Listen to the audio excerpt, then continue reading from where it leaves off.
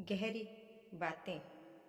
जब उम्र बढ़ रही है तो क्यों ना थोड़ी अपनी सोच को भी बढ़ा दें।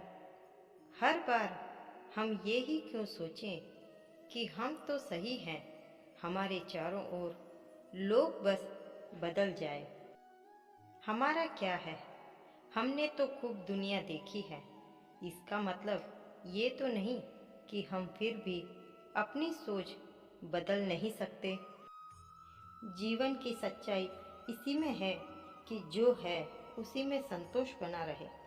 इसका मतलब ये कतई नहीं कि हम बस सहज होकर बैठ जाएं। वो सब कुछ हासिल कीजिए जिसकी आपको ज़रूरत है, पर अपने अंदर के संतोष को भी बनाए रखिए। बढ़ती उम्र ही तो है, तो क्या हम अपनी सोच को नहीं बढ़ा सकते? दोस्तों, एक सुंदर बात मेरे सामने आई तो सोचा क्यों ना आपको बता दूं। आइए इसी बात को रोटियों का उदाहरण देकर समझते हैं। पहले सबसे स्वादिष्ट रोटी माँ की ममता और वात्सल्य से भरी हुई, जिससे पेट तो भर जाता है पर मन कभी नहीं भरता। दूसरी रोटी पत्नी की होती है, जिसमें अपनापन और समर्पण भाव होता है, जिससे पेट और मन दोनों भर जाते हैं। तीसरी रोटी बहू की होती है, जिसमें कर्तव्य भाव और समर्पण होता है, जो हमें न सिर्फ परिवार का एहसास देती है बल्कि वृद्धाश्रम के चक्कर से भी बचा लेती है। चौथी रोटी नौकरानी की होती है, जिससे न तो इंसान का पेट भरता है न ही मन तृप्त होता है, और स्वाद की तो कोई गारंटी ही नहीं। आइए इसी बात को हम संक्षिप्त में समझते हैं। दोस्तों, यहाँ माँ की रोटी से मतलब है कि जो हमें अपनी मन मर्जी से मिला हो, प्रेम से मिला हो, हक से मिला हो या बिना मांगे ही मिला हो। इस रोटी पे हमारा हक भी होता है, प्रेम भी होता है और समर्पण भी होता है।